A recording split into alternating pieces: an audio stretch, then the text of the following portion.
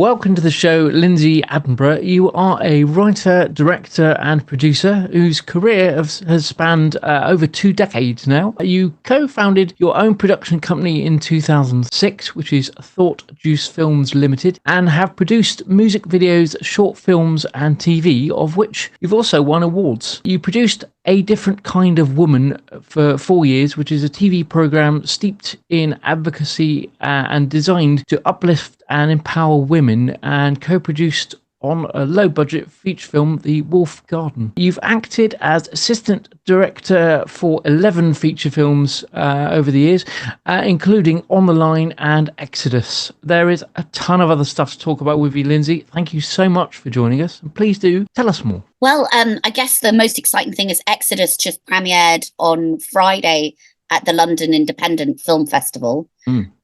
So that was very exciting. All the cast were there, great atmosphere. And I think it's a really important film because it's about refugees and their struggle and their journey. And I think people just see statistics and they don't really realize that these are real people with real lives. And I think this film, it's in the Turkish language. It's a Turkish language film. I don't speak Turkish. That was interesting. But obviously all the actors spoke English, and the crew, we actually shot mostly around London, partly for political reasons, but we mostly shot London and around. So a lot of it was Turkey, but shot in London.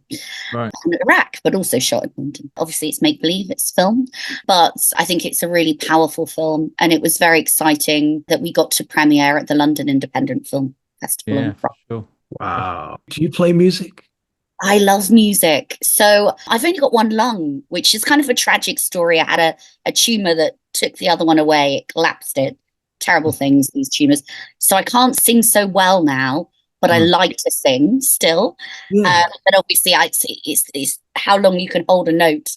And obviously, when you lose your breath, it's difficult to maintain the melody. So I don't really have the most amazing voice, but I like to write songs.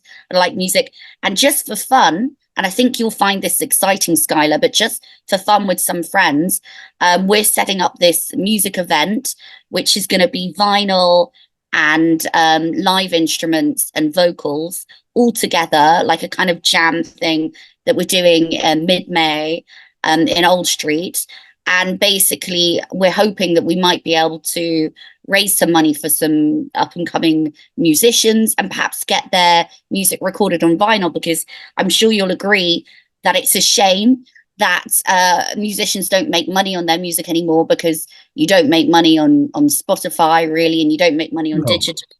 And also, I think people aren't using real instruments. They're just using technology, and it doesn't sound the same, because I'm old. I'm 44.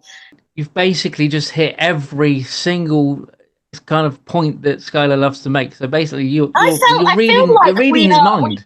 We're in synergy. No, I felt that. I felt that, Skyler. Like, we've been on Facebook, I think, for a couple of years now. And we have, I think, a very similar outlook for a community of people. Skyler and I think we have a synergy. And Skyler's also written a song for empowering women, which is so my whole remit as a filmmaker is human rights, as I guess you guys know. That's my passion in life. I want people to be able to look into other people's lives, walk in their shoes, empathize, understand where other people are coming from. My dream, though, is to do kind of Spielberg's type stuff, because I think E.T., you really understand humanity watching E.T. But anyway, the further away you are from our reality or on this earth, I think the more sometimes you can see humanity and you can understand it. So obviously it's a huge big budget films that I've not yet had a chance to make, but that's the dream. But obviously it's all about human rights. So women's rights, obviously being a woman, is something quite important to me. And I've made a lot of films, obviously the TV show for 4 years to empower women. And then I collaborated with lifelong survivor of abuse and campaigner Andrea Aviette to make Don't Cry, which I think we won like 26 awards globally, micro short film. And then I made another one for Sutton Women's Centre and People Arise Now, 2 great charities, end of last year, which is now doing the festival circuit. But we didn't have a big budget for entering into festivals. Andrea spent a lot of money entering into festivals. So I've only entered the last documentary into the free festivals, the festivals that don't cost money. That don't cost money. Yeah, there are free film festivals. Few, yeah. You'd be amazed. I think I found 18 film festivals that it was free to enter. I love that price. That's my favorite. Everyone, You bargain, free. You can't beat the price of free. Absolutely not. Absolutely not. So that's all exciting. So the other things that are exciting in my life, I'm writing a screenplay. Now I probably can't, it's a true story. It's my friend's life and I can't really disclose just yet, but she's retiring in June and then we will do a press release and hopefully I will have finished the screenplay of her life story by then. Right. But it's really amazing. I'm actually also editing another friend's book, which is his life story. And it's really amazing that these people are trusting me with their real lives. Because hopefully we'll make his book into a film as well. And this other lady, so that's very exciting. And Andrew, of course, trusted me. That was her true life story that I made the little short. So there's something wonderful that these people are trusting me with their lives and to tell their stories. And it's a beautiful thing to be doing. And the other thing is I'm producing a slate of feature films, which are all at different stages of development. Some we're closing finance, some we're casting, and some we're going into production with this year. Man, you totally busy. Yeah, I'm busy, but I always have time for you guys. Let me ask you something. Do you dabble in animation? No, you did ask me that. So no, I'd like to. And so I met somebody last year who does have an animation studio. And I almost came on board to produce his animations, which were very high-end animations. It looks amazing. I'm sure he could tell you more. I can introduce you. But he's got some very exciting ideas. And the beauty of animation really is that you're going straight into post-production. So it's much less expensive and you can work with incredible actors. But it's not something I've ever done. And obviously, I don't know if you know this, but I originally trained to be an actor. So I do love working with actors and working with people to get the best performance from them. So it would kind of be maybe a shame for me to just do animation, but then the things you can do with animation for much less money. I mean, like, for example, the fantasy films that I'm talking about, if I were willing to do those as animation, then it would be much less expensive. So it's certainly not something that I'm against, but it's not something I've really worked in. I was a production manager on a toy ad campaign for Disney Star Wars, maybe about 5 years ago. And we did some animation then. So I was involved in a little bit in the production of that. Well, I was involved in the production of that, but a little bit in the production of the animation and working with the animators. So I think that was interesting. But yes, I've really not done very much in terms of animation. But the reason you're asking me that is because I like turning myself into a cartoon, which is what Skyler has probably picked up on, is that I like the idea of being a cartoon. Like something quite nice. I'm doing one with dogs right now.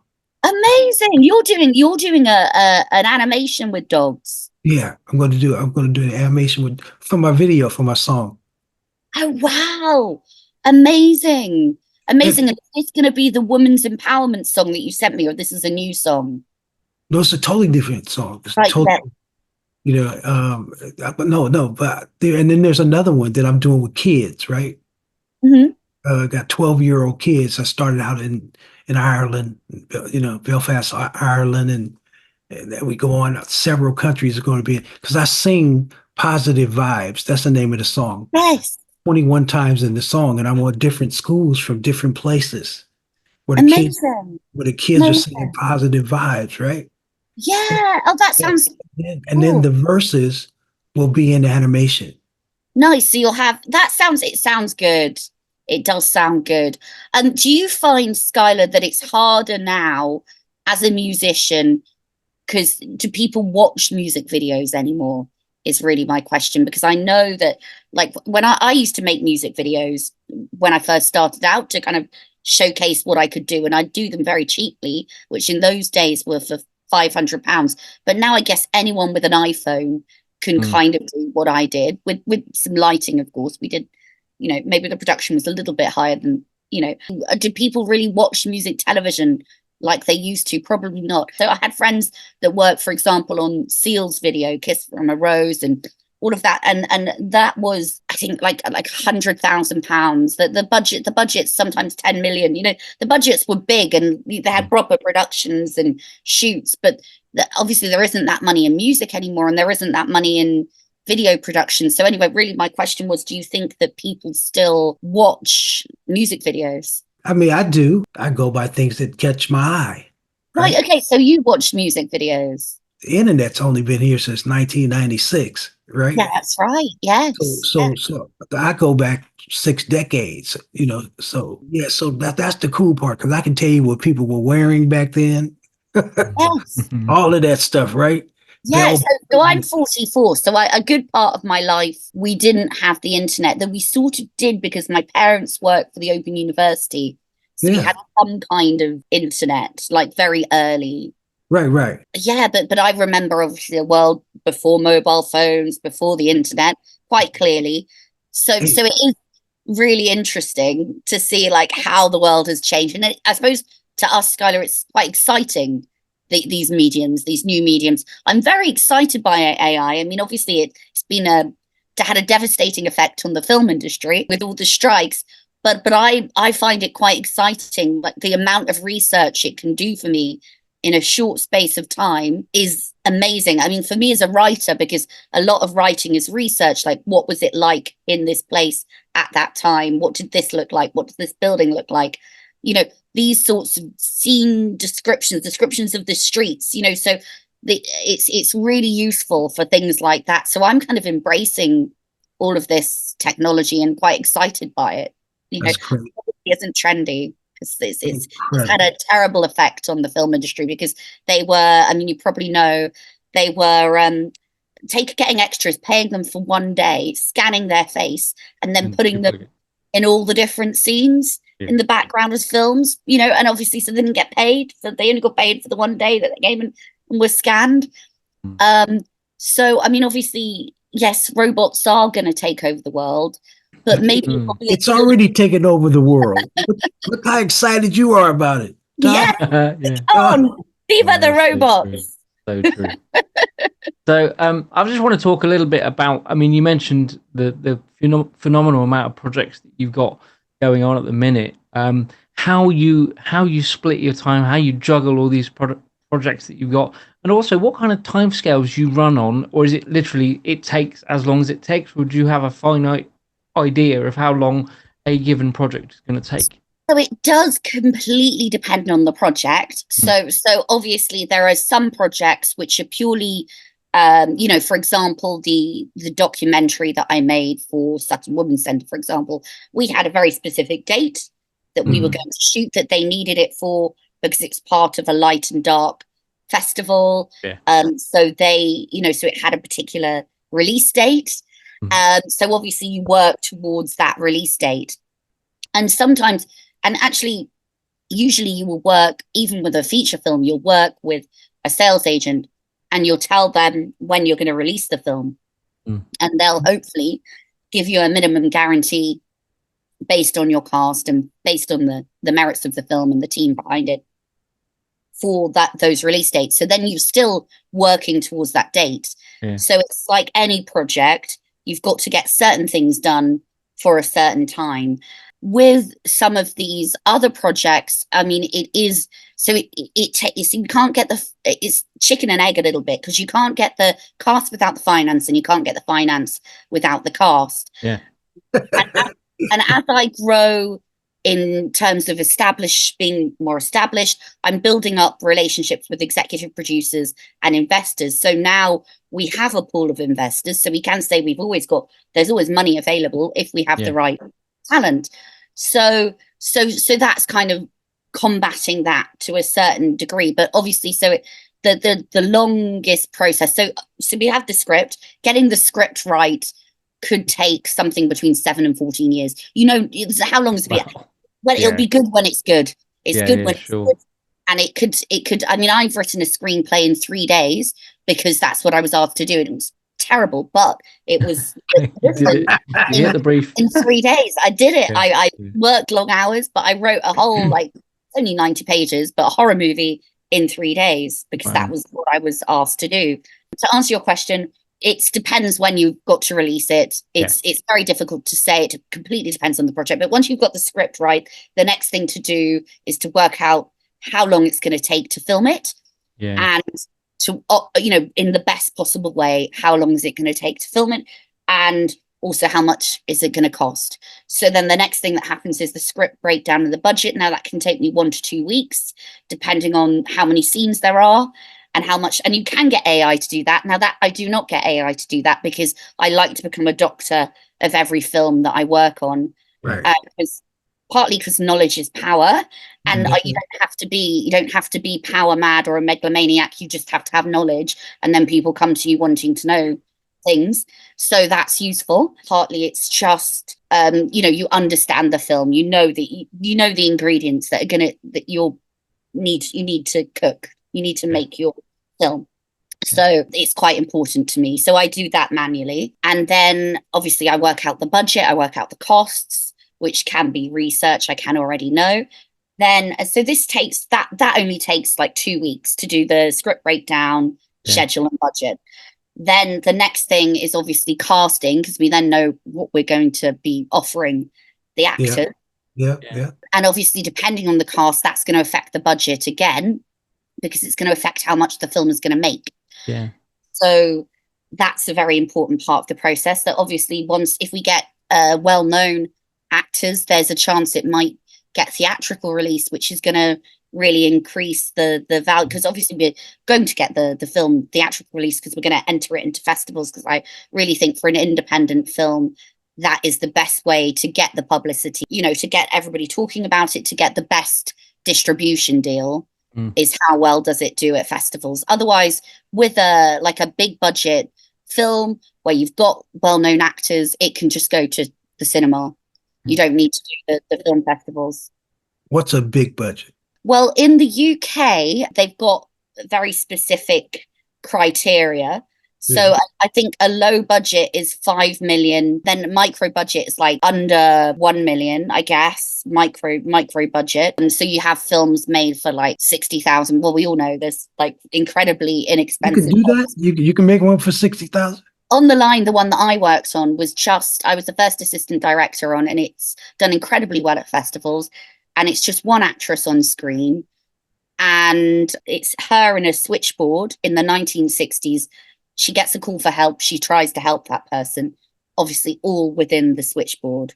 And it was a great production. We had actors in different booths, and they were fed into her earpiece. So she was speaking to real people. Right. And I think that's why it works so amazingly well. But I think it's a really good film, and it's now free to watch on Amazon Prime, Apple TV, Hulu. So wait a minute. They spent how much money on the movie? The money that we had, I know, for the actual production was only 30,000.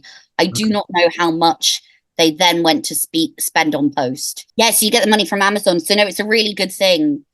So the ones that you have to pay for on Amazon, they haven't been bought by Amazon. So they're not making very much money, because they get I think 2 pence on every £300. Similar to streaming the music kind of thing. Yeah. Yeah, it's exactly the same principle. So it's really not very much money, but Amazon Prime will pay, I don't know what they paid, but it's probably at least the budget of the film for the film once it goes on to Prime. And that's once it's had a certain amount of popularity. So no, it's a good thing. But that was a very small budget film. And Wolf Garden, again, was an incredibly small budget film, but mostly one actor on screen. So that was interesting. And that was one we did kind of during the pandemic. And it was more or less a single location as well, but not as single location as On the Line, which was all set in this one room. Wow. Yeah. After we've worked out how much it costs casting, once we've got the cast, we approach the sales agents to try and get a minimum guarantee. And then you can finance it through debts or have equity investors. And then once you've got the money, you can make the film. So the next thing is getting the amazing team together to make the film, sharing the vision, making sure all the mood boards, storyboards, making sure everyone understands the vision, getting all the locations. Hell of a lot of work.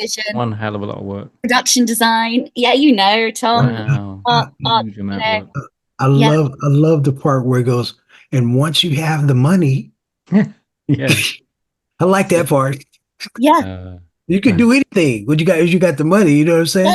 Yeah. And then there's obviously the post-production after the production. We could talk forever because you actually know how to make a movie. Yeah. Most people, they can see a movie in their head, but you actually know how to make the movie. That's beautiful. And and you got a relationship with all kind of people in the community that can help you do this, and know the budget of it and all that. We've learned a lot here today, and thank you for coming on our show, okay? No problem at all. We're going to have you back because, there's tons more to talk about with you, Linzy. So, wealth of knowledge. We're getting it all right now. Oh, yeah. Tom's going to get all your information. Yeah. So, well, I already know some of it, but for our viewers, just want to know what social media platforms you're on, how people can see what you're up to. Maybe there's a website for your film company. How do they see what's going on? Yes. So all of the above. I like that below. All of the above and below. That was a merger of the two words. Very nice.